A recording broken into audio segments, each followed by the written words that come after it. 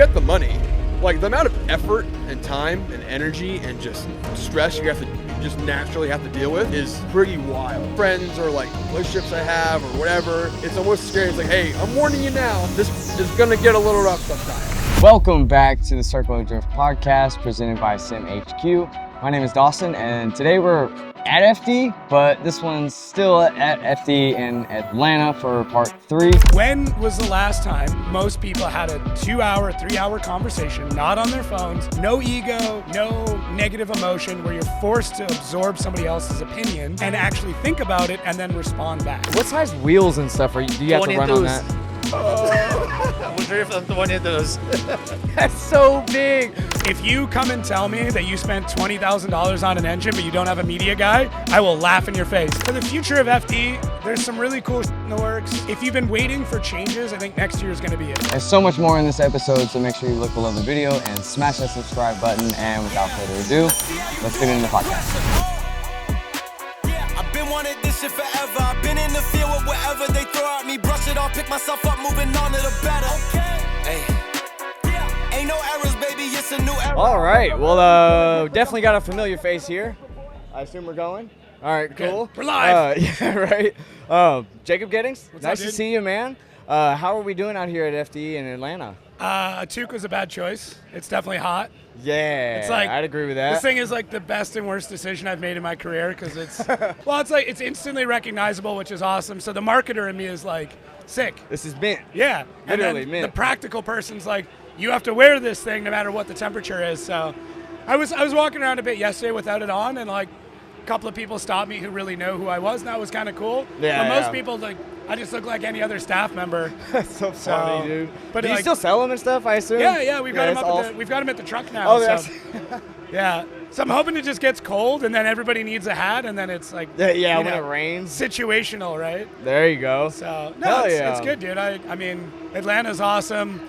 I mean, obviously there's a whole bunch going on right now. Yeah, we got grid life going on and shit got the right rush now, so cars it might going. be a little bit louder than normal. So bear with us, of course. You know what? We used to edit out a lot of the background noise in the episode, and now, as long as it's something that makes sense, we'll keep it in. Like Jay, our audio engineer. I literally tell the editor, like, keep some of the automotive sound, like the engine revving in the back, the car's fucking. Sean Booth. There goes Booth. Yeah. No, I ought to set a GoPro up pointing out. You should, yeah. Just actually, so I can kinda sync cool. it in post, yeah. No, like, I can't remember who it was. Oh, we did one with Amy Bokshies that's not out yet, and they live right near a set of train tracks. So, like, every 40 minutes, like, a train would go by, but it was, like, soft and in the background. And I'm like, we got to keep that in. Because it just sounds good. Like, it just adds to the feeling of the episode. Hell yeah. Well, how you feel that I'm out here doing what you do? No, I love it, dude. All right, listen, cool. no, we're good. Anybody who, like, on the internet thinks there's beef here, there's not. Like, oh, I know, I love it. Oh, man. Especially the post I made. Like, people were tagging you and stuff. Like, come on. No, like, listen, what I do and what you do, both are necessary, because, like, for a lot of people that don't realize, like, I used to do what you were doing right now, which is like the independent journalism, independent podcast, not owned by FD, supported by FD, which is great. But, like, you get to talk about and interview people I can't. It's true. Right? In a moment that you can't. Right, as well. exactly. So what I've noticed, not to cut you off, but I've noticed, especially being at events, is I get the raw, most genuine part of every driver that's out here, because they're all pumped full of adrenaline. They just came off track, dude. It's fantastic. Yeah. Well, that's why, like, the podium show, I think, is probably the best version of the podcast of the Outer Zone, is because it's raw. Like, that adrenaline is here, and then you get to ride that adrenaline down with them, where they start to calm down, but, like, it's still sick. So, but yeah, I think it's super important. I love the show. I love what you get to do. I wish I got a little bit, not freedom, because, like, really FD has no major control over what I do, but I feel like I'm in a lane, so you can interview whatever driver you want. They don't even have to be a driver. It's just whatever. I'll be having media people on and stuff all the time. Exactly. And mine's a little bit more like, okay, it should be FD drivers, FD staff, FD spotters. Like, it's got to be with FD. You can interview whoever. So you have a lot more freedom in what you get to do, and that's awesome. And the trade-off for me is, like, I have a bit more backing and support by the series in particular. So I have a couple more resources. There's a little bit more funding that's coming in. You've got sick cameras, that's coming out of your pocket to do it. For me, I have a budget every year for equipment. Yeah, so it's yeah. like, that's the difference in the two, right? You got to work a bit harder, but you have more freedom. Absolutely. I don't have to work as hard, but I'm stuck into a bit more of a lane. Do you ever miss the freedom of that side of things? A little bit. There's certain things I like want to get into with drivers, whereas I feel like it's not the right podcast to do that with. Right. Like, let's say, I'm trying to think of like a good example. So like, let's say we get ZNOVA back on, right? Because he was just on the Goodest Cast, which another great podcast. Like, I would love to have you on, by the way, if you're watching. And I would love to go on. So like, that too. Yeah. That's what we should do. We should do a podcast, all three three-way of us, podcast, and just talking about drifting podcasting in general. That'd be a sick episode. Comment if you want to see it. Yeah, that would be sick. Just us telling war stories about like corrupted files and like bad dude. audio We and could go guests on who for don't hours. answer you. Like, but yeah, so like let's say I have ZNOVA on, I would be a little bit more respectful of, the like pack your shit in the trailer kind of like that part of. I would still bring it up, but the way that I bring it up would be different than how you could bring it up. Right. And how he would speak about it would probably be different with me than how he'd speak about it with you. Just because this is an official FD thing, he's going to be a little bit more, and I mean, maybe, I don't know, ZNOVA's a wild man. I was about to say, But yeah. there's probably some of them out there that wouldn't really care. But like that's just how it's going to be, right? It's just a different show. Yeah. So, but yeah, I mean, there's definitely times where I wish I could go back. I've been toying with the idea. I launched a second show that has nothing to do with FD, but Really? it's not my focus right now. So it's only had a couple episodes, and once I get like a backlog of 5 or 6, I'll probably promote it more. So Gotcha. Yeah. Well, that'd be cool to see. Yeah, A different and it perspective of you. but it just allows me to do what I do for this show, but it doesn't have to be anything to do with drifting. It's just people I want to talk to. That's So cool. that's so the- kind of like Josiah does with his old podcast that he did. Which I wish he'd bring that back too. I But like know, dude. people don't realize like how many hours do you put into one show? If you had to guess. It's not just me anymore. No, I know, but That's the thing. Is like it's hard to even calculate. But total man hours, how many do you think goes into one episode? I know my number. I'm just curious what yours is. I ought to sit down one day and actually do the math on this. Yeah. But if I had to guess, including the editor's time, So let's break it down. Let's go pre-show scheduling. How long does that take? it could take anywhere from an hour, Okay. depending on the guest, to 5. Yeah. And then research. How many hours of research approximately? At least 2, Right. 3 hours. Okay, so let's keep it on the minimum. So now we're at 3 hours, right? Let's just say it's an hour to schedule between emails, texting, right? Now we're at 2 hours of research, so 3 hours total. Then you have to do the show. So yeah. you're Setup time because my setup's mobile. Right. On top of that, so a lot of the times if it's at home, I got to put it back at home. If Yeah. it's at an event, I got to take it out to an event. So there's a lot of setup it's like time. maybe another hour there. Easily, yeah. Then the show's, 2 hours normally? yeah, So- for a normal one. Before you even edit, you're at 6 hours of labor for one episode, right? Yeah. And then editing's at least 2 to 3, mastering's another 1 or 2. 10 hours, easy. Oh yeah. Yeah. And it's probably a little bit more that goes into it on top of that, because then you're making reels at the end of it. You're making show notes. You're So doing one all sorts of episode is stuff. 12 hours. Easy. That's I can where we're at guarantee too. that. Yeah. 100%. That's basically Yeah. where, I don't have this setup issue, but I'll have it. I have we send the guests a mic because it's all remote. So I have an hour of just teaching them how to plug a microphone in. Right? That's not fun. Let me tell you. No. And I've started. That's why I don't do it. I've started recording that now. No So I'm way. compiling all these drivers just struggling to get a microphone to work. Because I didn't in the beginning, right? That should be your bloopers at the end of the Dude. show, man. And Seriously. here's the funny part. The better the driver, the harder time they have getting shit set up.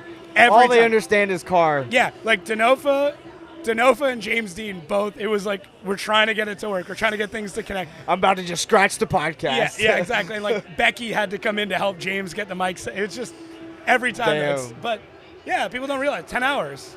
Yeah. And it's like, that's all the labor. What's the most absurd situation you've dealt with the FD podcast? Oh, that's a good one. ZNOVA's was funny because halfway through recording, he had like lights set up, and one of them just fell on him. Like mid-recording, it just like tips over and hits him in the head. That one was pretty crazy. A lot of internet issues. I had one years ago where I was recording. This is like before the FD one. Right. I can't remember who I was recording with, and like my kids were asleep. My wife was working, and I was like, "Oh, cool, let's do a podcast tonight." And one of my kids like got out of bed, climbed their bunk bed, and just fell. So like mid-podcast, you just hear a child screaming, and I'm like, I can't remember who I was recording. It's not as bad as it sounds. I'm like, I gotta go for a second. And I come back, I'm like holding my kid who's wailing. I'm like, bro, can we do this another night? He's like, yeah, totally fine. God. But like, it's that's an weird, absurd situation it was right just there. like, I'm like, what am I gonna do? Like hold my kid who's screaming, like interviewing this person? So, what about you? Any fun like? Dude, well, I will say it's probably not absurd, but like the podcast I did with Shorky. Yeah. We did, I think it was almost an hour of recording, and I never pressed record on the audio recorder. Damn. I felt fucking horrible. And Happens. Yeah, it happened. Luckily, they had plenty of time, so they were like, "Fuck it, let's run it back." Shorky's baby. such a cool dude. Huh? Oh, dude, amazing. I've known that. He was one of the guys, like, when I first started drifting, that same track. Like, me. Now, listen, I'm not putting myself at the same level of these guys because I'm not a great drifter. But Josiah, Shorky, myself, we all were part of that same group. All the DNA drift guys, like, we're all part of that same group that started at Shannonville.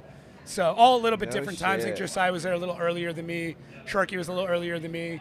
But those are the guys I grew up that you're with. from Canada now, because you're always here. Yeah. Well, I guess you live here now. I'm down in Florida now. Yeah. So, but yeah, those are the guys I grew up with. Like I've got a video somewhere of like one of the first Mantis kits ever made. Because I did a shop tour with Josiah when he was in his old shop, when he was known for building crazy roll cages. From the back end of things and being able to see that for so long, what is your perception of FDF and how exponential they've done with their branding and parts in general? It's like what Josiah did changed the industry in a lot of ways. And we can get into the specifics of the kits and the engineering and all that stuff, but basically WiseFab had a pretty big chokehold on the industry. There was a lot of other brands that kind of came in and out, right? Like we can get there's so many, right? Some that came in, did really well, dropped off.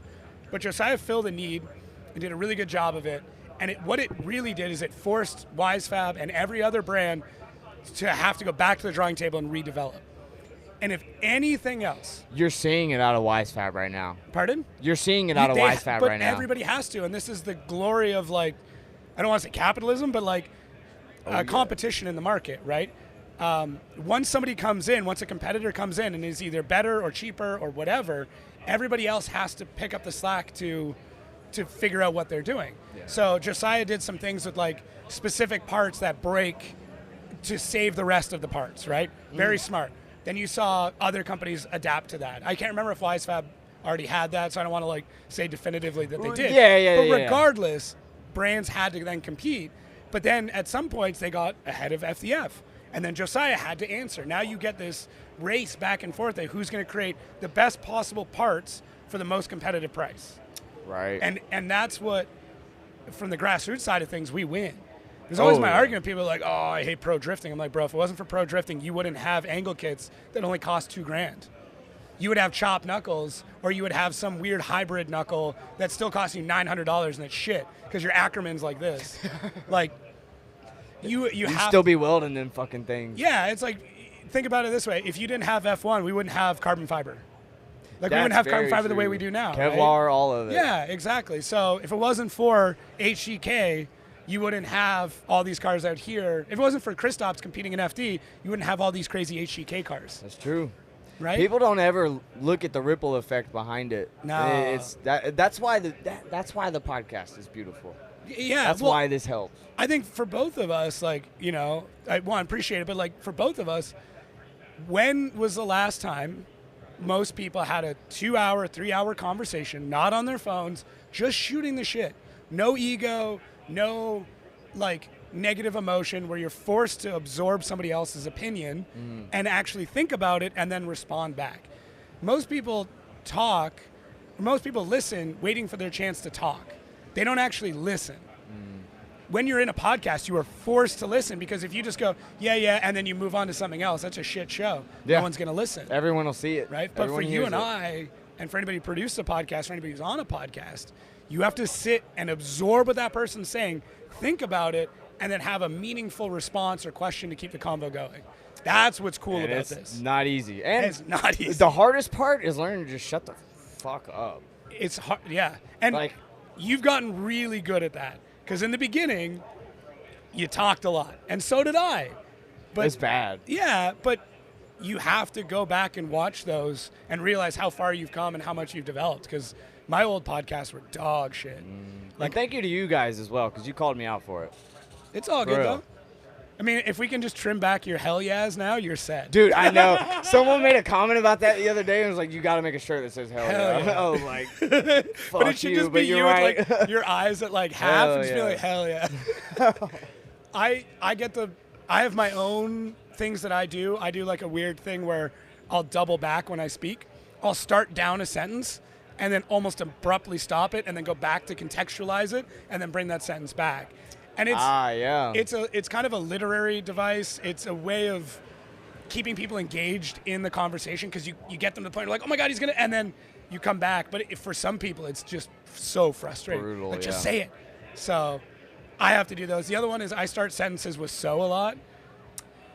I'm aware of that. You want I've noticed that, yeah. I feel you. Take your podcast transcript and run it through ChatGPT and get it to analyze it and see what it finds, because there's some crazy stuff in there. It's going to hurt your feelings, but My it's biggest better. thing I've been trying to focus on is like speaking with my face, because I can. Yes. You don't have the luxury as much because you're doing remote, so like both screens are visible at the Yeah. same time. So, but I can sit here and like, instead of me saying, yeah, oh yeah, Yeah. cool, okay. Yeah. Instead of me doing that, I can just make facial expressions so that they don't have to get annoyed by it, Yeah. and you get to still see that I'm responding, engaging in the conversation, but Yeah, they don't see me look stupid making my faces either. closing your mouth and head nodding to like reassure the other person that's what's going on. Because I did the same thing for The years. tilt? Yeah. The tilt? That's the like, go on. Yeah. Keep up? Keep Yeah. going. The other one is the power of silence. That's one that took me a long time to learn, that when somebody's on a point and then they stop and you can just be silent for 2 seconds, they'll get uncomfortable and keep going. Yes, that is so true. I'll use that. I've noticed that, yeah. And certain people don't get it, and they'll just sit there quietly, and you're like, shit, that did not work. All right, now I gotta Now I fuck. gotta jump in, yeah. Choke up a little bit. Or knowing when to talk over somebody and when not to. You shouldn't in general, but there's situations where you want to talk over them to keep them going. Right. Not to interrupt them, but just to, like, yeah, for sure. Like, and you want to get them hyped on their point or keep them going down that path. So, Absolutely. yeah. It's a weird art, dude. It's very weird. Yeah. I'm still learning every single day. Dude, same here. We'll get there. We'll get there. It's just reps. Yeah. Because how many episodes are you on now? I think 142 comes out this Sunday. Okay, sick. So Yeah. we're pretty heavy into it now. Yeah, I think I'm 106 or 107 on this show, and I think we hit like 120 on the old one. So I got a few on you, but not that many. Yeah. Not that many. But you Getting there. I think you started like further ahead than I did when I started mine, because mine were brutal. The first 10 How were do you so mean? bad. Just your ability was further ahead on episode 1 than mine was on episode 1. Now I'm including my old show as well. Okay. Yeah. That makes sense. Yeah. So. Well, let me get your advice on this then. All right. If anyone was looking to start a podcast in this space, Yeah. drifting, automotive, all of that stuff, would you suggest they do it, and why? Oh, 100%. I mean, we need more stories. So if you look at like what makes different sports great, or anything great that's entertainment. All that entertainment is turning your brain on or turning your brain off, right? You watch something to keep thinking, or you watch something to turn to be mindlessly entertained. But in doing so, you need a constant revolving door of shit to do that with. There are hundreds of thousands of drifters out there, and then there's another multiple hundreds of thousands of people that support drifting out there. So why not tell the stories of your locals, right? Everybody starts local, right? When you're driving, when you're doing any of it, So tell the stories of those people, because the cool thing is you might be able to tell a similar story like I did with Josiah, where it's like I got to see one of the first Mantis kids really, really early on. The only reason that was happening was because I was making content that was specific to my local area, because that's all I had access to. So do that. Just support your local area, blow it up, and then you now have all these connections with those people. If they start climbing the ladder, if they start doing crazy shit. Damn. That was good. Matt Field just came bombing down that hill, dude. That was insane. Sorry. Yeah, I'm hoping they picked that up. That was nuts. But yeah, you're now with that group of people. You're with them. So either you're going to go further and you're going to bring all your friends with you as you come through that climb, or one of your friends is going to go through that climb and you're going to come with them. So if you're doing this now to hope for success later, you have to do it. You can't just stop and then expect someone's going to call you 3 years from now and be like, hey, I remember you used to make content 3 years ago. Do you want to do it again? That doesn't really happen. But if you're doing content now, then people are going to be like, oh, I know a dude with a podcast. Like, let's get him to do that thing. Or I want to announce this thing. So, and I like the stories of the people I've never heard of. That's more interesting to me. I would agree with that myself. And the one point I would add to that as well is kind of along the lines, but all of the local people and the nobodies per se that you would be interviewing, you never know who the next James Dean is, bro. That podcast is going to be there forever. Yeah. And as soon as he's big, all of those people are going to want to go watch all of the old time stuff too. Yeah. So I've seen where I've recorded with somebody and then you've recorded with them later, and then my views go up again after yours, and I'm sure vice versa, where if you've recorded and then I've jumped on after, people go back and look like, oh, that was cool. I want to see what else they've done. Mm-hmm. I've done a big push right now on Pro Spec, and a few people are like, I just want to hear from the pros. I'm like, no, I don't care. It's my show now. Like, I want to tell their stories because one of these drivers is our next champion. It's going to happen. May not be in the next 5 years, 10 years, whatever. I may not even be doing this when it happens. Who do you think it'll be? Real quick, I gotta ask. Right now, Cameron Sorensen. Like, after seeing him drive, I would agree with that, actually. But he's becoming an animal out Shelly there. Hansen came out of the gate crazy strong. Like, she's driving incredible. I don't know, but like, it's tough to say. I think of the drivers that are like in the pool right now, Connor O'Sullivan really comes to mind. His progression over, like, he's only been 4 years in drifting, and this dude's in pro in 4 years, maybe 5, maybe 6, I don't know, but very short period of time he's in pro and he's driving like a madman already. Long Beach is a bit rough on him, but like, go watch practice. Practice is your indicator of somebody's ability. The competition is their ability to keep their shit together.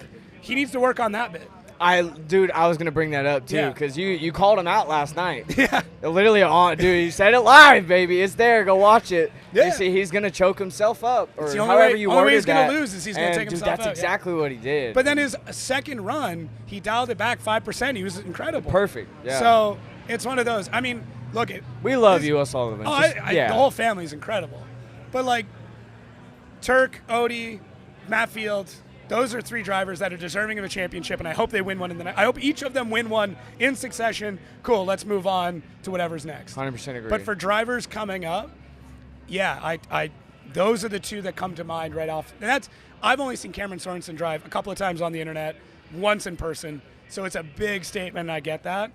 But I look at how much support do they have, how much access to funding do they have, how much are they driving every day or every week. Those things, to me, are what is going to define their career. There are people who have done really well that don't have one of those things, but they found a way to make up for it, right? James Dean didn't have a lot of funding, but he drove more than anybody else. And then the funding came, and now he still drives more than anybody else. People forget he did 3 championships 3 years in a row. Right? That's insane. That's mind-boggling. It's just nuts. It's just seat time. So, on top of going over to Drift Masters and doing everything else that he's doing. Yeah, and he was driving FD, Drift Masters, and then like a Middle Eastern series all at the same time. But he's driven like RDS. He's driven all these crazy things. So those are the 3 things you need. You need immense amounts of seat time, a large amount of financial support, and I mean, you can always put in like inherent ability and things like that, but you need like general support as well. You can have all the money in the world to do this, but if you don't have a team that actually supports and backs you, it doesn't matter. What would you say, from your perspectives, being able to see all of this, what are the key people to have around you? Like what job roles or however you want to explain that? Media person. No, no. That is 100% true. I feel like I'm a broken record, but I've said this so many times. If you come and tell me that you spent $20,000 on an engine but you don't have a media guy, I will laugh in your face because nobody knows you bought that engine. That engine means shit. If nobody's taking pictures of you Dude, driving you're totally giving up an amazing title. A $20,000 engine. Yeah. Anything with that much zeros in a title is going to do well. I would say. I should have said $1 million, but whatever. It's all good. Right. Yeah.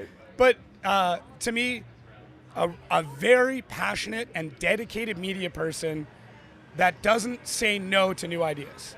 If you're a media person, you're like, I don't like TikTok, you're in the wrong gig. No, I hear it all the time. You're like, yeah, I'm not going to do TikTok. All right, cool. Have fun in your career. I don't like TikTok either. I still post on it. Yeah, exactly. So that's key. A mentor, I think, is the next one, to be honest. It's probably mentor first and media, but hey, media person, media person, I get it, right? I get it. Having a mentor, having somebody who can teach you the finances, can teach you the business of racing, that is probably the next big one to me. After that, probably an accountant, to be perfectly honest. Just got one of those myself, baby. More drivers go broke. The reason people get out of drifting is because they go broke. That's it. And some of it is, it's a sport. There's not enough sport. There's not enough. No. Listen, if there wasn't enough of that, this shit wouldn't be happening. It's there. Just Absolutely. You're putting your money in weird places. You're spending it in the wrong places. You don't know how to do tax write-offs correctly. You're not paying yourself. You're going broke. That's why you're out of the sport. I'm not going to name names. It happens all the time. Oh, yeah. It's happening right now. You all know. You could all probably think of one yourself. Yeah, I mean, look at anybody who's been in FD in the last 5 years that's not here anymore. Correct. Very good chance they went, this financially doesn't make sense. Maybe not broke, maybe not bankrupt, but financially it doesn't make sense. After that, I would say a suspension tech. Really? I could see that, but why? Because here, drifting in the U.S., we're locked in right now with the tread wear of tire that we've got. Got these 200 tread wears. They're great tires. To be competitive now, you need to understand suspension in a way that is much further above general understanding, right? If you don't understand rebound control, if you don't truly understand dampening, if you want to drive at this level and you're like, one-way coilovers are fine, you are so far back already that if you can learn that in grassroots or in Pro-Am, you're so much further. When you get into series that have 100 tread wear, all the European stuff, I'm in a very unique position right now where I'm actively talking to everybody in Drift Masters and everybody in FD on a very regular basis. That is my day-to-day conversation right now. Drivers there, drivers here. So I'm very quickly understanding all the differences and all the similarities between the two sports. In the competition level, those tires in Drift Masters are just super glued to the track. Those drivers generally are not tuning their suspension the way that the FD drivers are because they don't have to. A 5 PSI difference in the tire there is everything. Here, these guys, almost everybody's running a very similar tire pressure because that's the lowest pressure they can run without debeating. I talked to GT, Kenda, Nitto. Any of the drivers on GT, generally within 2 to 3 PSI are running the same pressure. Kenda drivers basically the same, Nitto basically the same. Well, then from your perspective, how do you visualize FD and Drift Masters separately? Like, which one do you prefer? I know the clickbait is strong on this one. I'm sorry, that's good. I get it. I respect the hustle. But seriously, from exclude the job title and everything that you have, what is your perspective on FD versus Drift Masters? Because a lot of people will say Drift Masters is more exciting and visually entertaining, but we're in a capitalist economy here and a very professional. So it's not very as showy. All of the complaints that North Americans have about FD are the same complaints that Europeans have about Drift Masters. Thank you. I knew it. Everybody right now, to show the sausage made, we're recording this on the Friday of ProSpec. Sorry to timestamp it. No, you're good. But A lot of people are upset about the Rad Dan Briquette call from last night. I'm not going to get into politics. I'll let Reese do his video on that.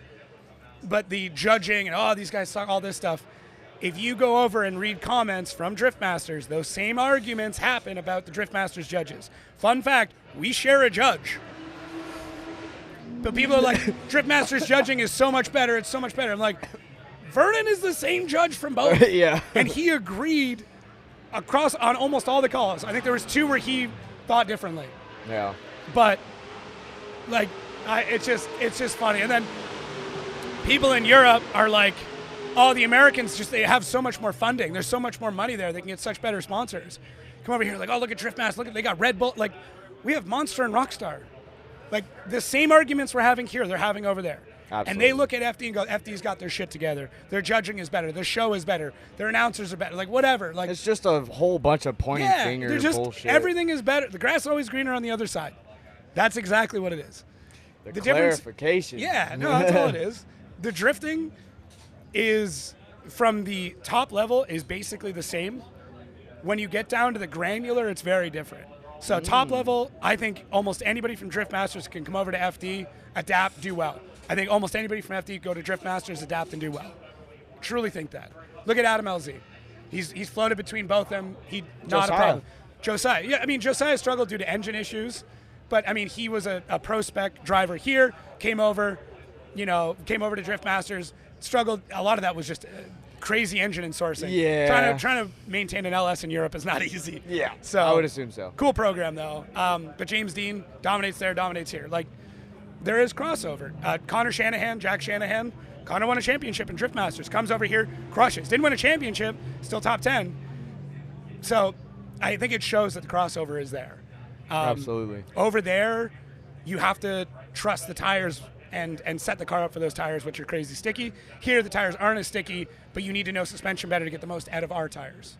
So it's just differences. We have access to certain parts and companies faster, so we can repair things quicker, because you can get like overnight. You need an overnight transmission. You can call Drift HQ. Someone's going to put one in a truck and drive it to you. Absolutely. I don't know if they actually do that, but I'm just saying that, like, Well, you yeah. can. But They'll get it to you pretty quick. Dude, their trailer over there is full of parts. I've seen like people from the paddock right now go in. They're like, "Yo, do you have this?" Right? That doesn't exist in Europe to the same degree, because now you're dealing with all these different countries and borders and stuff. So it's just different, but it's the same. They have different struggles. We have different struggles. Both shows are amazing, and I think you shouldn't fight.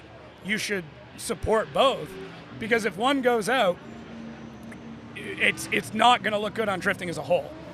We need drifting to look as good as possible for as long as possible to grow it, right? Absolutely. For all of us, for you, for me, like, None of our careers continue without it. Exactly. Like the P1 podcast, which is a Formula One. Those guys are doing pretty good. Absolutely. I mean, they're making some good money. They got some big sponsors on board. It's because F1 is massive. There's NASCAR podcasts where those podcasters are making more than the announcers on the official sport, right? And to top on that, like, this is still a Formula series. Yeah. It's branded as that. Yeah. So we kind of strategically. have to keep up that standard as well. Yeah, but I mean, they're Masters. That's Drift fair. Masters. Anyway, just, That's yeah. fair. Whatever. I know. Anyway. Well, before I let you go, because again, I don't want to take up good. so much of your I time. gotta go snoop now. I'm I gotta sure, snoop the pits. Yeah. Was there anything that you want to announce or bring up about FD for the future, or anything going on with you? For the future of FD, there's some really cool shit in the works. I think next year, if you've been waiting for changes, I think next year is going to be it.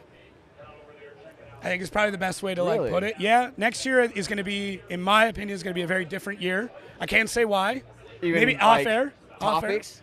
I'm trying to think of the best way to put it. The show itself. As is an going to be online different. presence or Both. Okay, cool. Yeah. Cool. Yeah. There's I just, won't ask you no more than that. I'll tell you offline, but there's a bunch of stuff that's like waiting on signatures that will Fair, change a lot of yeah, next year yeah. in a really cool way. So I'm not saying get through this year, but like appreciate everything right now. Appreciate all of this, because there's some things that next year won't be there. but some cooler things are going to come into its place. Ooh. Yeah. That's exciting. On my side of things, I'm going to be making a bunch of content around the differences between FD and Drift Masters. I got permission from Drift Masters to record there. I already do some vlogging stuff here. Sick little key truck. Dude, I love those. So if you want to check that out, Jacob Gettins on YouTube, Instagram, all that stuff. You can check that out. But yeah, I want to do more comparisons between the sports, specific cool. topics, judges, car setups, pits, what they eat, shit like that. People love food stuff. I don't know why. I'm going to do more content around that. Keep an eye out. I'm going to have a lot more free time coming up soon. So I'll tell you about that off air too. Got all the secrets today. Yeah. Shit. I mean, just what it means is that I'll be able to focus on this other podcast. If you do want to check it out, there's one episode out that we recorded, I think, 6 months ago. It's called you know how you have to have one episode to publish to an RSS feed? Like, you know, Yeah. you need to have one. So I Yeah. recorded one just to do it. The show is called the NE Thing. So letter N, letter E Thing podcast. No one had that, dude. I'm shocked. That's actually kind of funny. Yeah, so you can check that out. The logo's in teal, so it's instantly recognizable. Oh, there you go. But yeah, you can check that out. I've got a couple of cool people lined up to go do that, but I just need to get some free time, and that'll be coming up right after Spain. I got a week off, or I have nothing planned, so I'm probably gonna go crank out that stuff. Hell yeah, man. sick, I'm dude. excited for you. Yeah, dude, thanks, man. So This is sick. awesome. Absolutely, dude. You're always welcome. You don't say that. I'll be on every week. Shit, come on with it.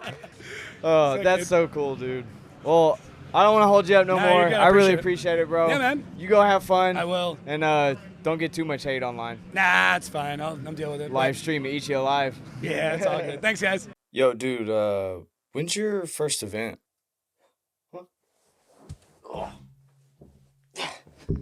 I think it's in I think it's in 2 weeks, something like that. But dude, have you even ordered tires yet? Oh my god, you're right. Dude, thanks for that reminder. I gotta do that. Yeah, no problem, man. Have you tried the ZNOVAs yet? I mean, I've been tossing around the idea of doing that, but I think realistically I'm just gonna buy some cheap Walmart tires like I usually do. No, okay. No, we're not doing that. You've had plenty of seat time by now. You need proper tires. But what do you mean proper tires? Well, what I mean by proper tires is like better grip, more consistency, longer life, and as weird as it sounds, even smells better. But bro, they're so much more expensive. No. Just use the Circle of Drift code. It's like 20% off. Yo, wait, really? But what do I do for the next event? Well, then just use it again. I mean, you can literally use it all season if you want. Well, shit, you ain't gonna tell me twice. I'm gonna do that. Same goes for you, too. If you're looking to get your tires before the first event, maybe it's coming up quick, drop down below to the link to ZNOVA Tires and use the code Circle of Drift to get 20% off. Here we are again, new face to the podcast, of course. Is it? I gotta ask this, how to pronounce it correctly? Vasily? Yes. You got Yes. it right. Okay. Cool. Yes. I'm so bad with names, dude. Well, especially like mine, for sure. It's always hard for the people, like American people. For or Canadians, Americans. Yeah. So. Well, you're out here for good life side of things. Yes. So how are we doing this weekend? Is cars going okay? All that stuff? Yeah, so we're here with FCP Euro, with Audi drift car. The first, not first in the world, but professionally built, like pro car. Mm-hmm. We originally built it to do pro spec, and we did the pro am with it last year. So it's a full carbon Kevlar body, A5 with RS5 body, and using the VR6 engine out of the Golf R32. What the hell? Yeah, we I decided. didn't even know that. Yes. I used to have a Jetta. Yes. Jill, one of my favorite cars I've ever Yes. had in my life, and it was kind of a pile. Dude, I bought it from was not the best mechanic, so on and so forth. But dude, I will miss that car till the day I die because of that motor. The VR6 was amazing. So actually, before you go too deep on that, for anyone that doesn't understand the VR6s, what is so special about them? Why are they different? And did you choose to go with that platform, I guess? Well, first of all, we built, like, originally we have a shop in Canada, TSH After. We do maintenance on the German cars and Oh, cool. mainly Yeah, on the yeah. Audi. So when we decide to build like pro car, different from everybody else, we just want to keep originally with the same engine platform. Volkswagen and Audi is the same group. Also, this engine comes on some of Q7, the older ones. So it's kind of chassis, not chassis, but the brand related. And when we come, if we come for FD and do prospects, so we can put on the list the Audi. That's perfect. Yeah, dude. So wait, aren't they all front wheel drive though? The VR6s? Or was there some cars they came rear wheel? This engine will also come in old Touaregs, all-wheel drive too. And it was longitudinal too. So originally Volkswagen but they utilized diesel block for front-wheel drive application because they can fit 2.8 liter into front-wheel drive car. Dude, that's insane. If you know, like yeah. It's very small form factor, like 4-cylinder length, but you got the 6-cylinder. Yeah, the motor's tiny, and it's like they're slightly slanted 15 or something? degrees. Oh, yes. okay, yeah. So Yeah, that's so why it's it gives like it that V They series have or whatever. a 1-cylinder head. That's Just so they're like wild. 4-cylinder engine, but with 6 cylinders on it. And how much power is that thing pushing now? Right now, the car makes 800 wheels. Just comfortably. Yes, it's it's a fully built engine in house. We have machine shop and everything. So it's a dry sump. It's a 3.2 liter with 10.7 compression ratio with Garrett 351050 on it. Jesus, man. That's such a cool build, especially seeing it out here. And obviously, FD's intertwined, so you get that kind of like competition side spectators looking at it, and they're like, well, I don't understand any of it. Have you gotten some pretty crazy reactions over there? Well, yes. Even like last year, we was doing lots of Grid Life, Lime Rock, Laguna Seca, our competition, and people always come back because when they hear it on the track, they hear it's not JZ, it's not RB, it sounds something like different. That's why they always come and wondering what the engine is in it, and nobody can guess. It's out of like. You can go to the junkyard and get this engine for like $500 out of Touareg. Yeah, literally. They're not that expensive at all. They're just a little bit harder to find here. That's the only problem. No, really, because as I said, like the Golf R32 engine will be hard to find, but something like an SUV. Oh, okay, yeah. Yes, I because guess that the is true. Touaregs, there was plenty of them. Even now, they still making the 3.6 VR6 engine. So even new Cayennes comes with 3.6, and it's a VR6 engine in it. Are they is there any difference in them, like internally? Well, they change a little bit the angle in between them just to make more displacement, because they start using this engine more for SUVs, and they need displacement to move this heavy car. So sick, dude. Damn. Okay. And then so you mentioned FCP Euro. I know you're here with them. How are they intertwined with your program and what you've got going on? Well, or are you working directly with them? We're working with them. Last year they come to us because we also start our drifting like live building cars from Porsche Cayenne drift SUV. Oh yeah, we're gonna get to that. We get into that for sure. Like I knew new marketing manager from a previous company he used to work with, and we decided like they was doing the Grid Life, and they used to work with Michael Essa before, was in the drifting too, want to come back, but they don't know who we are. Basically, we got together a couple emails. It was late in the season too. Decided to do first event together, and I don't know, they happy with us doing it, I think now. Yeah. Yes. Well, for anyone out there that is new to the European market and stuff, how has FCP Euro benefited not just European market, but drifting and motorsports in general? Like, what all do they provide? What chassis do they focus on specifically? Well, FCP Euro is basically your online store for DIYers who is doing the work at home on their own cars. If you need the original parts, replacements parts with a good branding, the most popular they doing as well the packages. So if you want to do like oil change, for example, some transmission service, they provide you a package with all seals and everything, so you don't have to think. You just go online, you enter your car you have, year of May, and it gives you options where you can choose packages, not only one single part. That's cool. Yeah. Yes. So it's like is it almost like OEM plus style Yes, parts? yeah, Okay. exactly. It's Yeah, not yeah. performance, but it also have like suspension performance parts and other like small stuff in performance world. But originally they just provide with the parts for DIYers mostly. Right. And what parts are you usually running on your cars from them? Well, too, we have specifically? lots of like throttle all- bodies, everything in the valves, catalog. springs. We run European like cars, and also because we shop, we have account with them, and we order parts for the shop, and we sell it for the Yeah, customers, yeah. and that's it. Just works all the way around. Hell yeah. Well, like you mentioned, the Porsche, we got to talk about that a little bit because probably, I would say arguably the most unique drift car I've seen in the past 5 years. Yeah, it's only one drift SUV in the world. Ever. Why? There is a people who drifts not SUVs, but I mean cars, wagons, Yeah, a trucks, crossover right? type, There yeah. is a van, I think, in Europe somewhere, but nobody built SUV. Like before this, we started building this car. I wasn't into the drifting. I was in the car audio stuff, and always when I moved here to Canada, I always want to build the car with LS.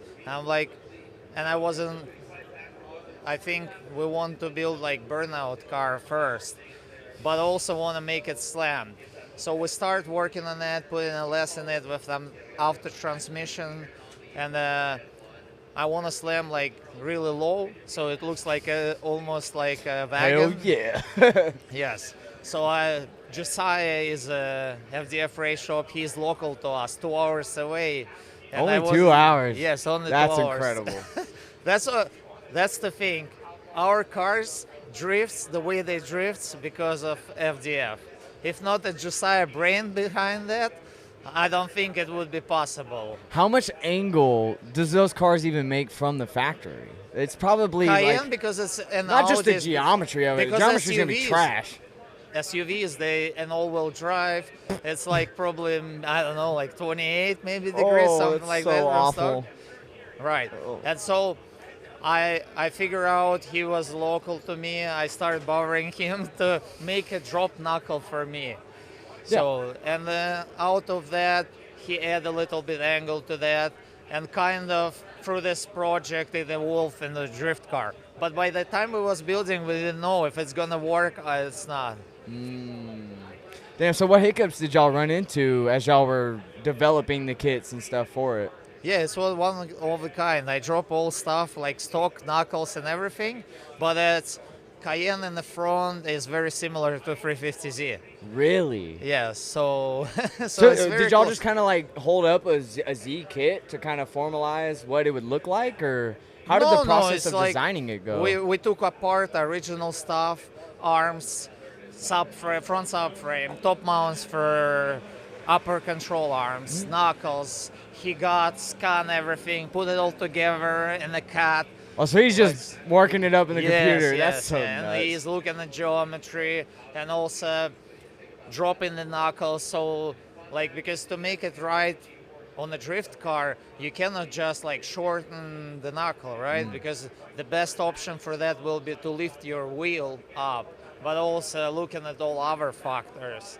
Right now, I understand that more, yeah. but because I'm talking with him a lot about suspension, he is helping to tune all the cars.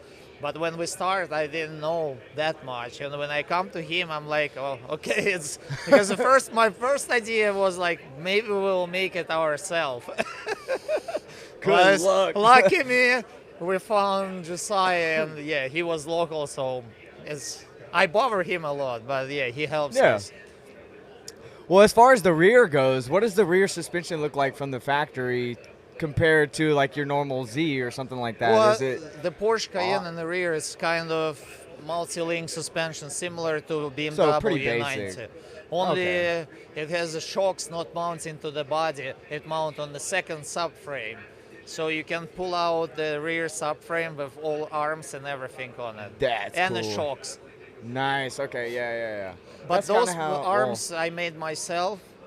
Just use the pipe and the hames from him, Tubing, just yeah. bend and make adjustable because it's not that complicated. Just need to see if it clears or not. Because Cayenne is now 9 inches lower than stock one.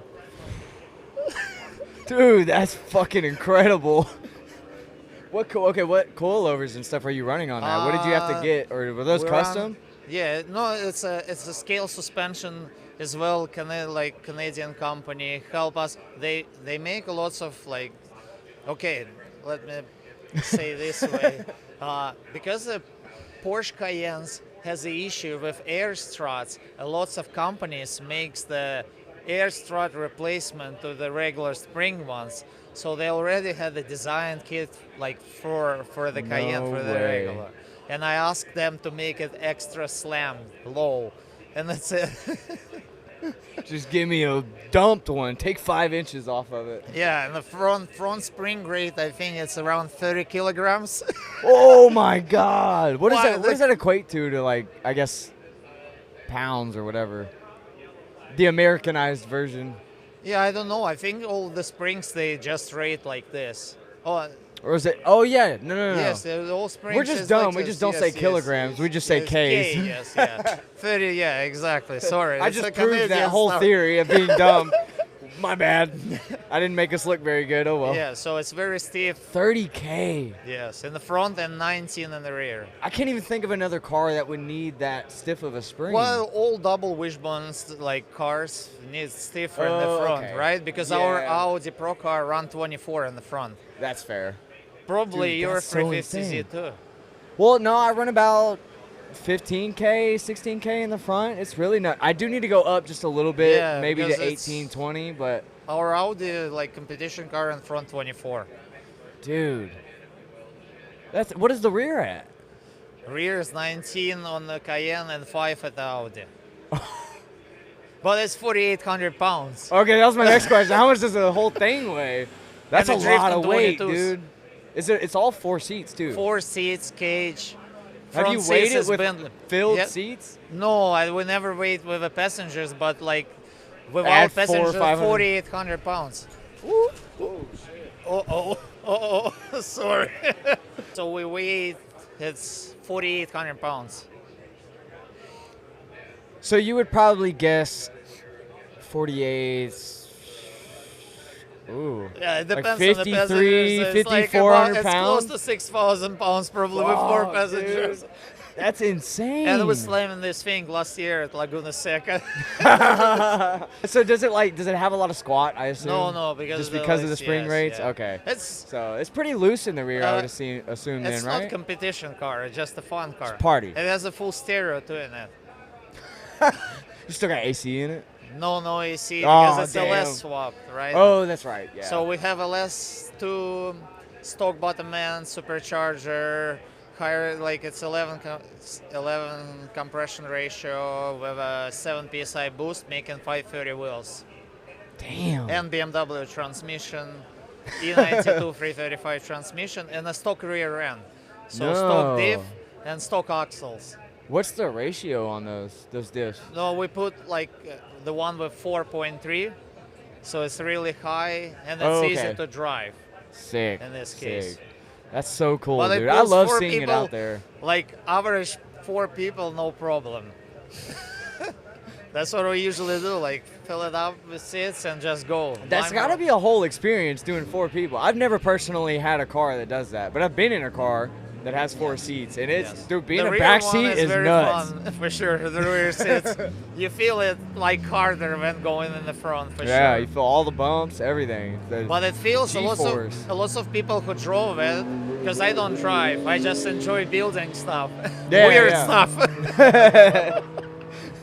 But a lot of people who drove it said it feels exactly as a G37 because it has the same wheelbase. Wow. It's 112 inches, same wheelbase as G37, just heavier. Dude, that's so crazy.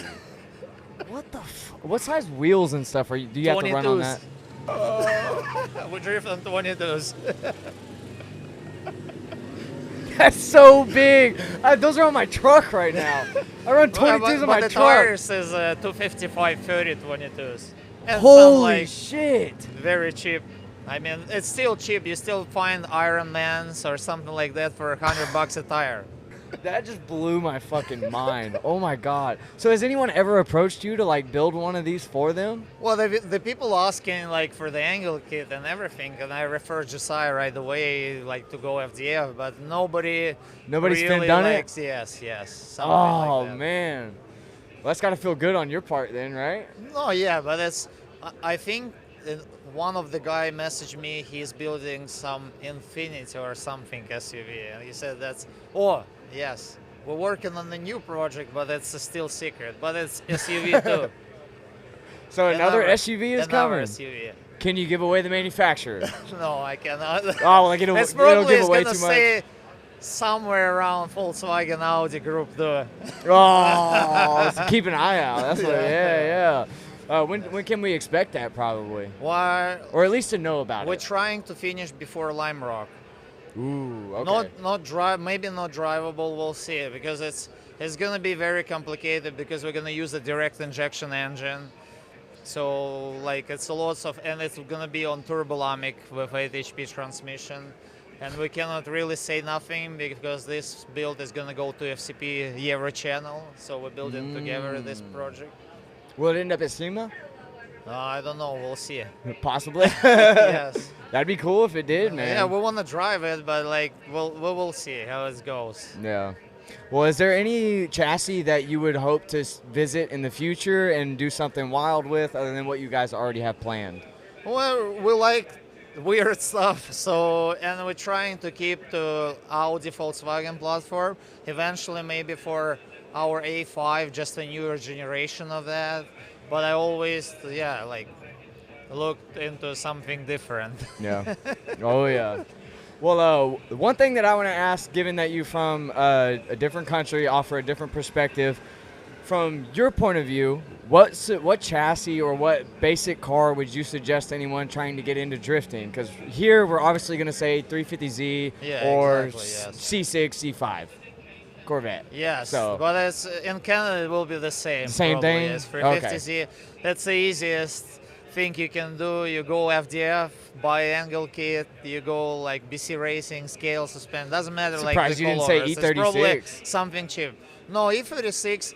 From where I am in Canada, like you're not gonna find the good, like really good condition. It's Like all gonna rusted be out? rusted. Yes. Yeah. Like I would say 370 maybe, but it's still on the higher side for the price. And the Corvettes in Canada on the higher side of the price, but like you don't need to do something with the power. That's But fair. E46 maybe. E90 is not as good on the rear suspension, I think. So you need to work with that more. But yeah, like the best out of the best chassis probably, if you even want to compete, kind of start E46 maybe. E46? Yes. Okay. Yeah, I've been actually bugging him. He's just got an E46. And I'm like, he's got a Mustang that he's in the middle of throwing a new motor in and all this nonsense. I'm like, bro, you've got like 5 events. The only Build the E46 yeah. to do simple drifting. Yes. And go have No, fun. as I said, it depends on the level, on the power. E46 probably will be low on the power. Corvettes for sure beat them with less yeah. being in it. Yeah. But 350Z probably the best balance, I would say, like with a V6 engine in it. Oh, yeah. I would say Audi, but it's all-wheel drive, right? So Yeah, you need yeah. a little bit more work. If you know how to work on the car, you can make anything work. Considerable, yeah. So since you're so heavily into the European market Yes. and European chassis, motors, all that, what made you want to dive so heavy into LS stuff once you got over to Canada and the States and stuff? When I used to live in my country, I always was watching LSs, and coming here, that's the easiest to do, right? Like the European engines will be more complicated to build. It just was always a dream. Back home, looking at we couldn't find any LSs back home, you know. Yeah, So that's why it was on my bucket list to do once. It's just like how we glorify SRs and stuff. so. Yes, yeah. But we're building another A5 with LS, just like a practice car. So it has a LS2 NA engine, making 450 wheels, front rad, Oh, and yeah. a T56 and the Cayenne diff. because we have plenty of them. Oh, that's perfect. It's funny that like when you just have a hodgepodge of shit, you end Oh, up making something work, man. Because we're parting out the cars too, and we have plenty of them from Q7 and Cayenne, and they're really cheap. To fit 488 probably is gonna be more expensive than this. And I know from being like abusing 3 years Cayenne with 4 people and waiting above of like it's being heavy, it's holding up. It's the same diff since day one. That's incredible, actually.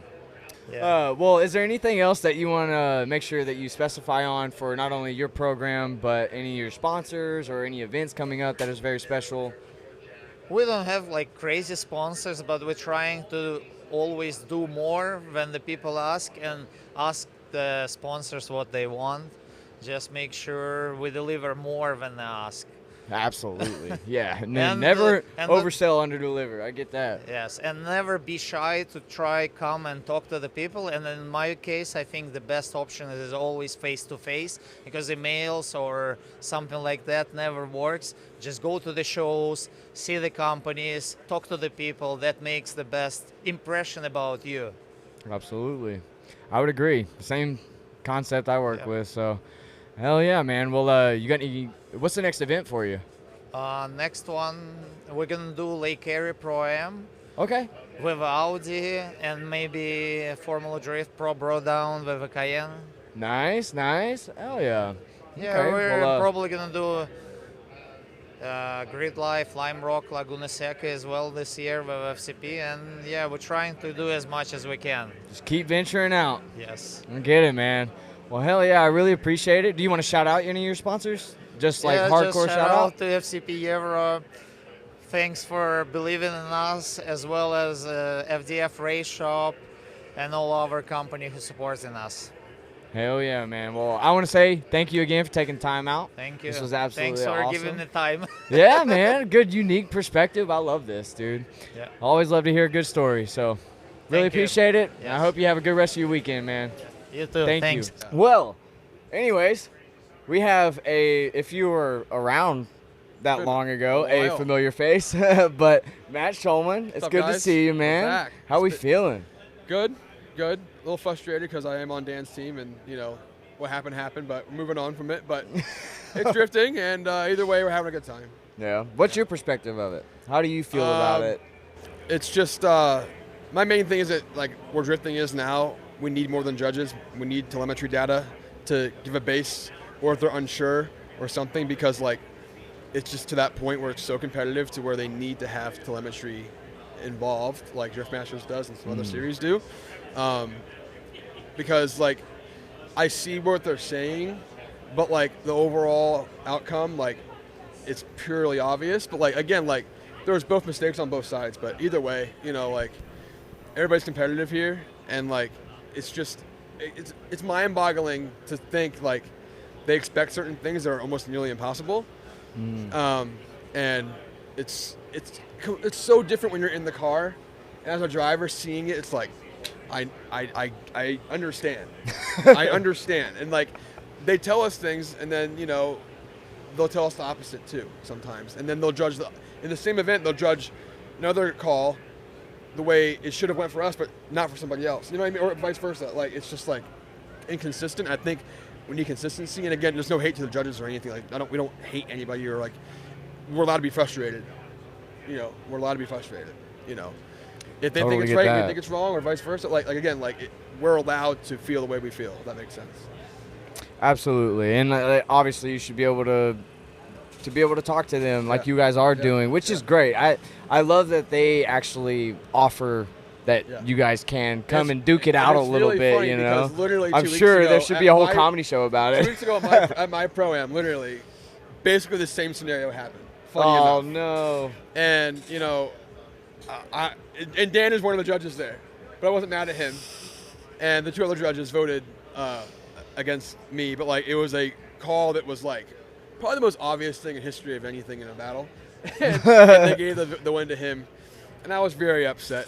And I went and also spoke to the judges immediately, in a loud fashion. But So there's okay, passionate then people. explain a little bit on the driver side of that, because a lot of the viewers out there, they see that and they may think of it, oh, they're just complaining or blah blah blah blah blah. But like, it's like from our end, they don't really see the full extent and cost of what this takes and how much that hurts. First things first, like I have not driven the level of these Pro 1 cars. I'm like a few levels down, obviously, but like mine's pretty competitive. It happens in every level of drifting. It's like in Pro-Am, what happened with me, like they'll expect something and they'll see something and they'll deem us at fault, or like they get weird about it, but we're just like, no, like this is why this happened. And then we tell them that after the fact, it's obviously way too late, and they go, okay. Or, no, you're wrong, we still think you're wrong, or vice, like all that kind of stuff. And then same with Dan, like this layout this year is different, and like no one has nailed it yet. And, what happened, what they said the main factor is why he lost was choking off the chase driver, but the chase driver had 3 or 4 car lengths of a gap, and Dan was already lit off on the gas, and he was still waiting to get on the gas. So it's obviously not a factor. And like, those are small little things of a driver on driver, or whoever knows about how it really is and how it feels, to understand where the driver comes from compared to the judges. Yeah. But I mean, it just feels like you're pissing away so much money whenever that's stuff thing, like that happens. No matter what level, this stuff is expensive. Even with sponsors, it's expensive, and you have a budget, and you got to be in it. And like, for fun, it's expensive. Like minimal, anybody who goes drifting that's not in a Z, you're spending $1,000 plus a weekend for fun. And then you get the Pro-Am, and you're spending way more, then Pro Spec, and then Pro, and then, so like, there's so much at stake for every level. And I think that's why we get so upset or passionate, or even in a positive or a negative way. Because forget the money. Like the amount of effort and time and energy and just stress you just naturally have to deal with is pretty wild. Like people like friends or like relationships I have or whatever, like they come into people's lives with me, or like even any driver, like it's almost scary. It's like, hey, I'm warning you now. This is gonna get a little rough sometimes, but we're just gonna continue. But no one understands unless you talk to somebody that really does it, or like you do it yourself. Absolutely. Well, from your perspective, then, how do you keep yourself continuing on into all of this, especially Formula Drift? Yeah. Being tied to it in the pits, Yeah. and as a crew member and everything, you're still chasing the rabbit hole yourself. Yeah. Even after seeing all of the nightmares that it comes along with. So why? For me, I never would have thought I would get to my point where I'm at. Like in Pro-Am, trying to chase the FD dream. Like, if I can go in and just do a season or two and then prove myself, and then it comes to me, hopefully, that's the goal. But even if I'm going to still continue, it's more of an accomplishment just to get to the level. You know what I mean? Like, I put too much effort into not continue, and so other people. And, drivers, for example, like Dan or anyone in Pro 1 or Pro Spec, if they get discouraged for like 3 days, they'll feel that way. And then give it a week, they'll start to loosen up, but they'll still have that at the back of their head. But for me, like what happened to me 2 weeks ago at Pro-Am, like I appealed it, and hopefully it goes my way. But for me, now I'm going to go to round 2 and drive like a complete dick. Shorky said the same thing last 2 rounds at East 10, because like, they do it like a bad same day, dickhead, back but to back. like drive sick and just angry and be as consistent as possible and be like, okay, now what? Big flick entries. Whatever. Yeah. Just like dominant. Just like that forced me to be more dominant. And like every person that drives is probably a similar way. Like it's just like now it's like, okay, I want to show you.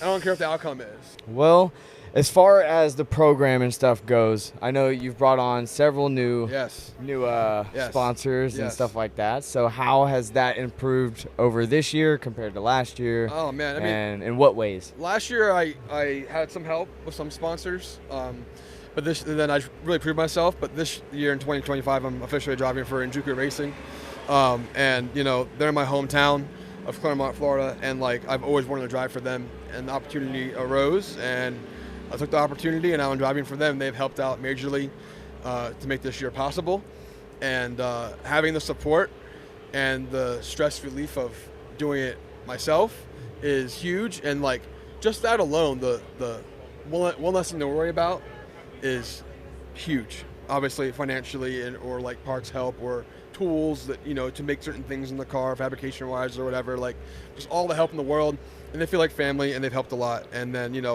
obviously like BC Brian Crowder, like they help me out my engine stuff, and CP Euro, like it's a very expensive engine, and they fully support me, and that's very huge. I'm glad you've got the engine sorted, because I know, just for example, like Ryan Littrell has gone through insane engine issues, and now he's got PRP on the program. Pure example. I don't know if you saw him out there yesterday, but dude looks like he has a fucking chip on his shoulder. He's driving like a monster.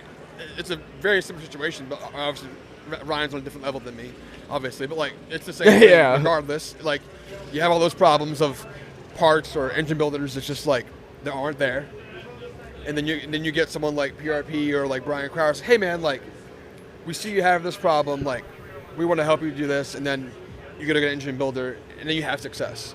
So when you see the success, it's like got it.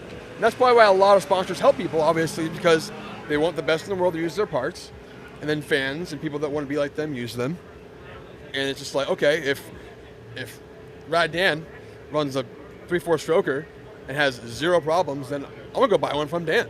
Yeah, I should be able to do that too. You know what I mean? It's just like a revolving door of just like the technology that literally anybody can get it. It's crazy. Anybody can get it. We use it. It's proven, and it's proven. So if anyone was out there looking to do a 2J setup specifically, and they were about to get some BC internals, what would you suggest to them when they're wanting to run, say, E85, pushing maybe 700-800? Okay, so like my engine package is really simple, and like even a stock JC can hold a lot of horsepower, but when you build them, they can hold. So I do Brian Carr 625 plus rod, CP pistons, 9.0 compression. ACL race bearings, BC 272 cams, stock valves. Like my motor can hold 1,000 horsepower, no problem. Like for sure. And it's really simple. Any Ford JZ can hold from, 5 to 1,000. So like 700 horsepower, that engine would be chilling. And my motor makes like 850, and that motor is like just, obviously there's some stress because we're drifting it, but like it can take a lot more.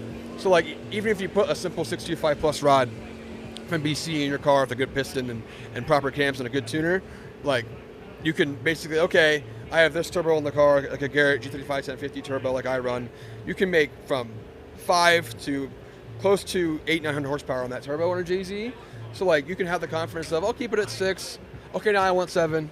Okay, now I want a 900. I need to push it right here. It's just like, okay, I have the motor for it. So like it's very open to horsepower numbers, really. You can do whatever you want with a Ford JZ, really. That's good. So, yeah, but even like if you want 500 horsepower JZ, you can do a stock motor. But like a built engine just feels way better because like compression and just like all that kind of stuff, and then ring gap for boost and cams and all that is like you can tell a difference from a stock motor to a built motor, race motor. Absolutely. Yeah. Do they offer what other engine platforms? They Like do the Honda RB and stuff like that too? They do Honda stuff. I'm not sure on the RB thing. I can't confirm. Or they do the big thing is now is the what's it called, the Polaris, like RZR stuff, side by side stuff. They're really big into that now too. Really? Oh yeah, huge. And then obviously Honda. Dude, that said, whole industry is they have insane to me. I don't know everything, but they have go on runbc.com and you'll see everything they offer, and they have so many parts. And it's just I'm not trying to choke you up or anything. Yeah. Being able to know the parts. I was just they got a curious lot myself. That's all I know. They got a lot. Hell yeah. Well, that's good. That's good for them, and it's good for you. I'm glad you got some backing like that on your program, because that has got to be one of the most stressful parts of a competition. It is, and it was. And now I go to the events, or I go to the dyno, and like I used to be full of anxiety, and now I'm just relaxed. I've also grown up a lot too, to where I can handle myself better. But like all that mixed into one, it's just like I'm much more relaxed, and it shows in my driving. So good. That's key. Well, what's the future of this year look like? What events are you trying to hit? Mm-hmm. Is there anything special you want to bring up? I'm really just focused on Pro-Am, and people are like, oh yeah, go do Grid Life, go do that. I'm like, yeah, I could, but like I was supposed to drive this Grid Life, and I was going to, and like from prepping for the whole season for me, my Pro-Am was like 2 weeks ago. And then I had another weekend of doing stuff, and then like work, and then FD. So like I didn't want to like sacrifice Dan's shot because my responsibilities working on his team were really important. So I just didn't drive Good Life. So I just decided just to work. But anyway, basically the thing is like I'm really focusing just on Pro-Am because I really want my license. The first round didn't go as planned, but I still have a shot for sure if I just do my thing. I just want to get to FD just to accomplish the goal and prove myself. And there's some in between events, kind of in between, but they're nothing like really important. But again, main thing's Pro-Am, because like I'm not gonna risk the car anywhere else unless I'm testing. And I just want to focus on just doing my best for my sponsors in the Pro-Am stuff to come here hopefully next year. So, Good, dude. On this. Arguably, those become the most valuable 100%. partnerships. Not only the driver, Right. but the company as Right. well, because Yep. you get such good organic Exactly. shit out of it, man. Exactly. And like I get asked all the time, how do you get sponsors? How do you do this? And I see like a lot of people trying to do it. It's just like it's very saturated and it's a lot of work than just post on Instagram. Back ends of phone calls and emails and plans, like this whole thing is a lot of work, but I enjoy that part of it too. So Hell yeah, dude. Well, I really appreciate it, man. yeah, good This to was see you. great. It's been the Thanks first for time in stopping years. by. Crazy. Yeah, It's we've been got 3 years. That Florida trip. We got to do a full one with you. Yeah, we'll as do well. that. Yeah, next So. 2 weeks from now, I think, is the next round. So Yeah. we'll do it for sure. But awesome. Sweet. Hell yeah, brother. Well, Cool. I'll let you get back to All right, it. Have some See you fun later. this weekend. I will. All right. Well, we are here with another friendly face to the podcast. Of course, the I guess owner of ZNOVA or the operator of ZNOVA USA still. The guy in charge of the U.S., I guess. You ain't made it into a percentage yet? You ain't there yet? No, yeah. Pretty much. We'll U.S. get there. side But distribution. Lewis Lands, of course. You guys don't know him. NFD, all that stuff. But big supporter of the podcast, as always, because of ZNOVA. So how are we doing this weekend? I know we had some hiccups with the car and everything, but Yeah, it was good. Unfortunately, we couldn't finish the new car that we were building for this round. And basically 5 days before we came up, we were like, all right, we got to stop working on the new car because we might finish it in time, but we don't know the issues that might come up after you start driving it, because every new build is different, you know? Like, even though you try to do the same things happen, you know? So we kind of stopped working on it and got our last year car ready, basically, for the most part. And we came to send it, basically. The car, we hit the wall at Irwindale, and we had a couple of hits last week at Pro-Am in Florida. So we didn't really get a chance to align it on a proper machine. So we tried to do our best here trackside, like, but caster That's wasn't really crazy. there. But, you know, for the most of it, still learning, you know, trying to get the car set up to do what we wanted to do. I think one of the things that I do that I shouldn't be doing is I try to compensate based on the car that I have rather than change the setup on the car. So it drives I know how exactly I wanted to what you mean. drive. But, you know, I'm still learning, trying to figure that out, try to do more adjustments and stuff.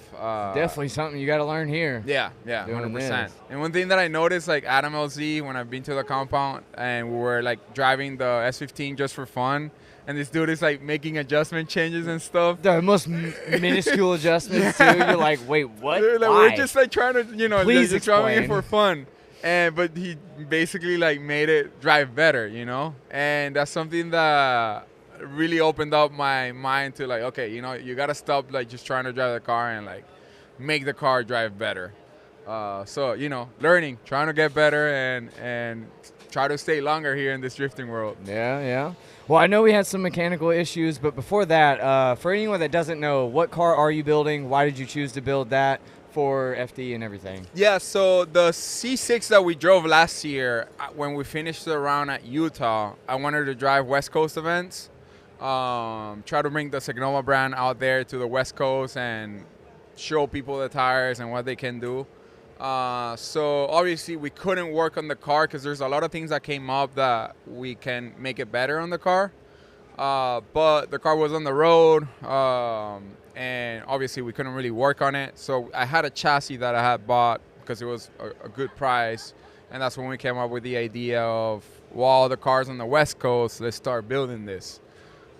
Which we did. That was like July last year. So yeah, it's taking us a while. And ultimately, the goal was to the mistakes that we have on this car, fix them on the new chassis, on the new build. Always, since it was a rolling chassis, we had access to like trans tunnel, like motor mounts. We're not really doing a normal motor mount setup like on the old car. We're basically bringing the motor down and lower and more towards like the full back. custom mounting setup. Yeah, everything. So a lot of like, it's like version 2 of this car essentially. Cool. So just fixing all the stuff you lacked even thinking about or had the knowledge of when you first built the other From car. what I can remember, because there's tons of things that we changed. Or exhaust was like on the way whenever we had to pull the trans. We moved because this car is still front mount radiator. We moved the radiator to the rear to kind of have more room, because the Corvette's pretty crowded on the engine bay.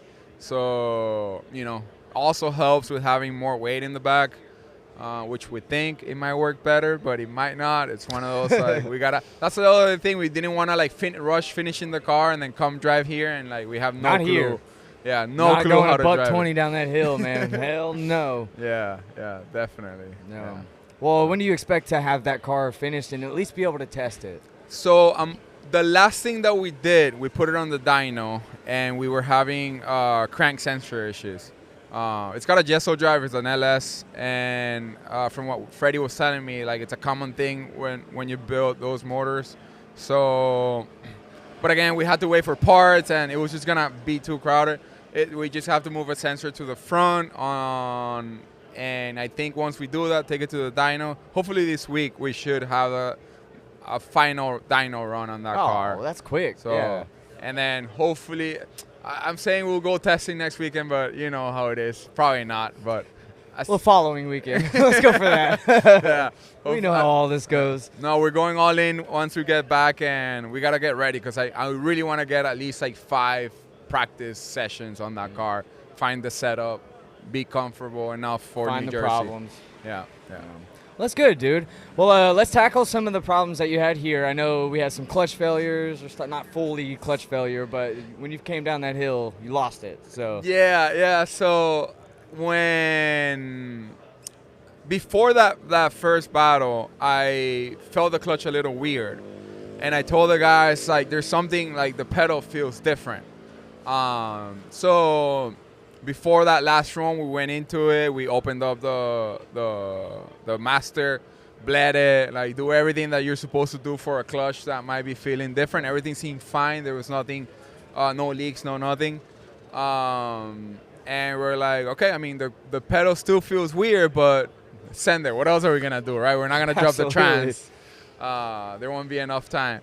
So my first run, as I go and I initiate, pull hydro, and put the clutch, pedal just went to the floor completely. Stayed there. But it didn't stay. So it was like my first thought, it was like, oh shoot, I lost clutch. That's it. My battle is over. There's no way I'm gonna make it up the keyhole, do that feint, and come back down. There's no way like that. But then I release it, and clutch was still there. It didn't just stay on the floor. And this is all going, as I'm initiating, going like million things through my head. Obviously, my CPU was overloaded. It's getting windy here. Yeah, dude. We had some nightmares in LZ World Tour, just holding the canopy down all day. While talking on the podcast. Yeah, well, we didn't. No, not while doing it on the podcast, but yeah. Anyway, sorry. Yeah. So, dude, my processing power was like, struggling a bit as I'm overload. going. You got the danger to manifold. Yeah. Pretty much. But clutch was still there. Okay, so it felt weird, but I was like, okay, it's still there. We can send it. That made me run shallow on outer 3, because obviously, like, I was thinking too many things.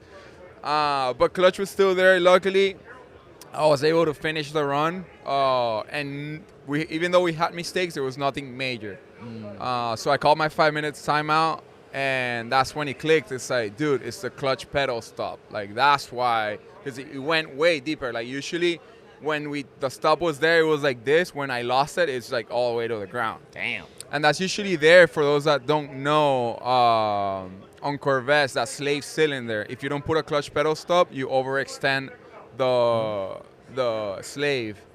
And so obviously it can lead to failure later on if you just leave it, because we could have sent it like that, but you have that in the back of the head. You can actually lose, like the line just bursts and you lose your whole And that clutch. slave's on the inside, so Yeah. it's not fun to just replace. Yeah, so luckily in those 5 minutes, Simba, one of my crew guys, went under, found the thing. I was like, guys, I'm trying to look for it because they were waiting for the 5-minute call, so nobody can touch the car. But since I'm in the inside, I can do whatever I want. Right. And I'm like trying to look for the little thing. It's like a rod. And I was like, dude, I can't find it, but try to hold it so they don't start the 5 minutes. So, because if I find the bolt, it'll be much faster for you to just put it in.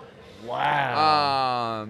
So I was like, hold it. It's like, guys, we have to start the 5 minutes. Like, hold on, 1 minute. Give me 5 more seconds. It's like I'm trying to find this thing, but it's like, Simba, you're gonna have to like jump head on, get a flashlight or something. So I was already unhooked, and they're like, all right, 5 minutes starts. I jump out, Simba jumps in, finds the rod, and then like puts it back on.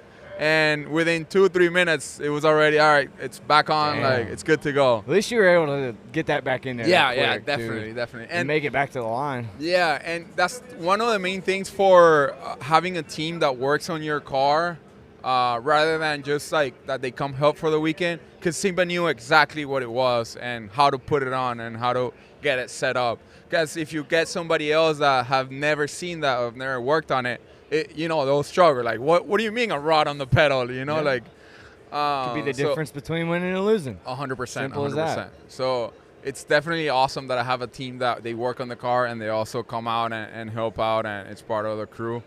So yeah, once that happened, we were able to go finish the battle, and we won that battle, luckily. Thanks to our elite lab, even though it was it was a little sketchy. But yeah, it's awesome to have a team that you can count on, definitely. That's good. Well, how things play out after that? You won that battle, and then things kept going on. What happened in the next one? After we won that battle, then we went to top 16, so we had the little break in between. We made a couple other changes because one of the things the reason that the rod came off is like it broke out of it. So even though he put it back on, it could have like snapped out again.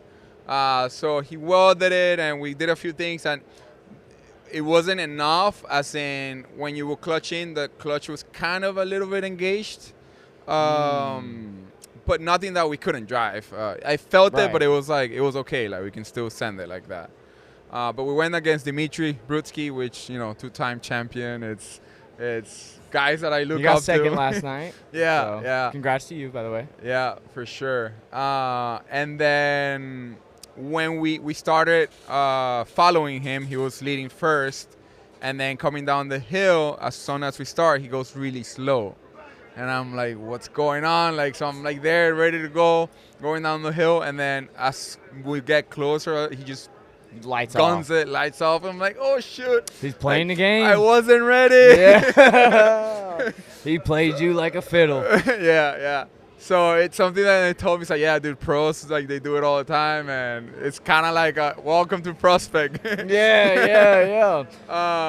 And yeah, definitely learning from it. I don't hold anything against him. That's the way you gotta drive, win your battles the way you can. So that definitely threw me completely off. I was on the inside, and I kind of went shallow, so he gained some ground on me. And then going up on the power alley, I was coming in hot, and he did a big slowdown, which caused me to slow the car way too much.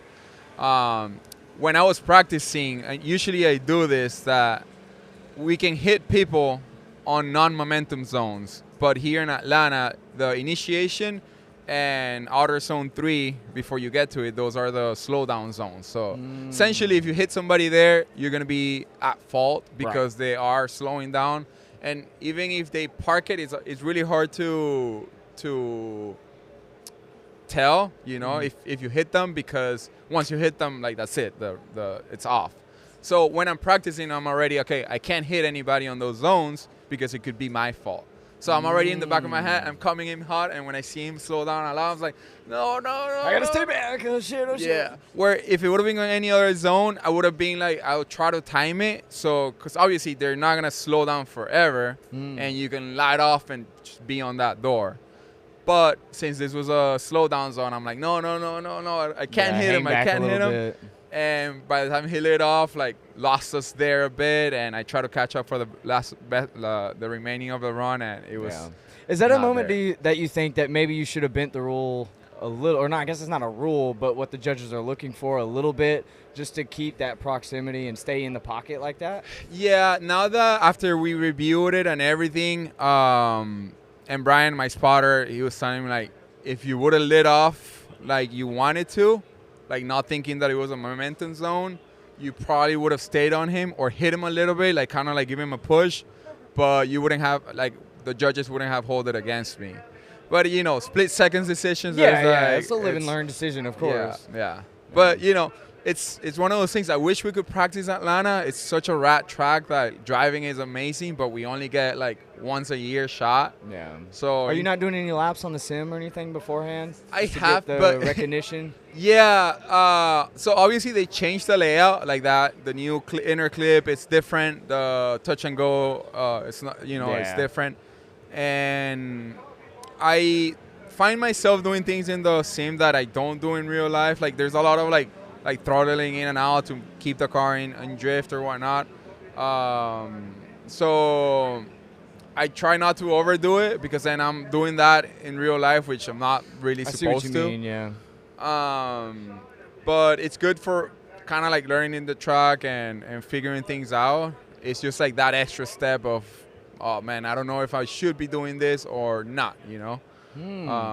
It's unique that the sim world is still so fresh like that it's, you still have the people walking the line of like, should I even overdo it too much? Am I playing too much sim to where now I'm just adapting my car to drive like a simulator? It's, I mean, it could work. I guess we're seeing it from Connor Falvey and stuff like that. But I'm always interested to see how other people use the sim and what they prefer to train themselves on before ever even getting to the track. Yeah. And it's so many senses that you kind of lose in the sim, right? Like it's just like overall the sense of speed and the way the car feels, and if something's off.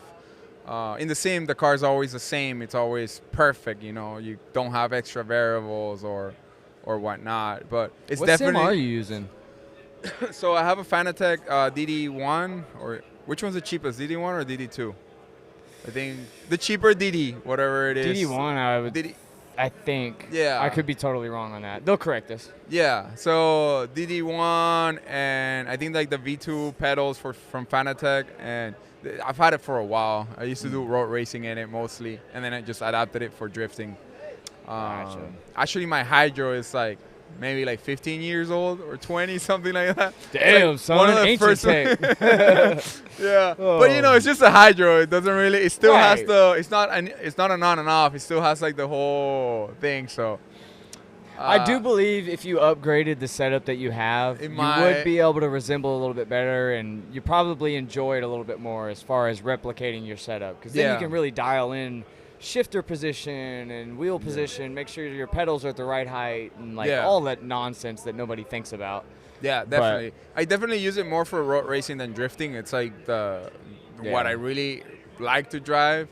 Even though why the hell you out here? What's that? Then why the hell you out here? I don't know, dude. I feel like because there's constant races on sim, like on Acero or whatnot, that you can just jump in whenever.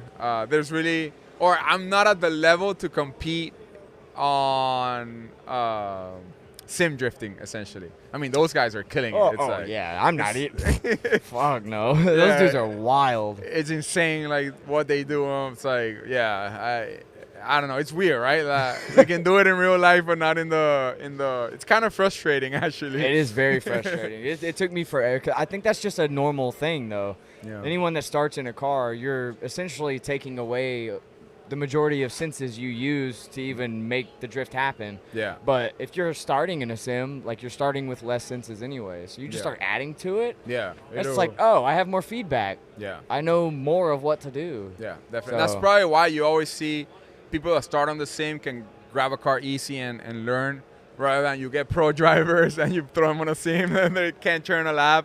Yeah, it's weird that it's like that, right? It's hilarious, dude. Yeah.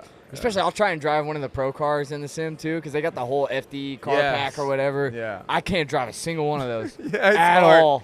It's hard. Like it's a whole like there's no.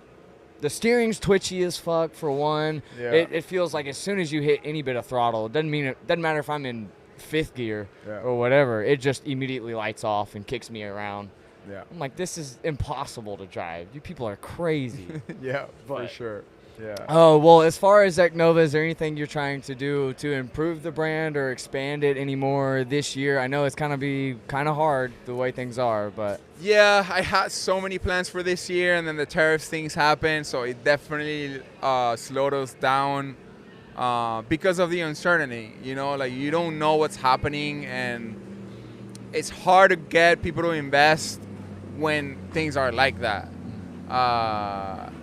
So ultimately, yeah, we want to keep growing the brand. We want to keep having people trying the tires, because I feel that's the main thing, right? Once they try it, it's like their grip that you want to be on. dude, I'm telling you, most people that I've gotten to try it, once they try it, they're like, all right, I get it. I'm hooked. I'm there.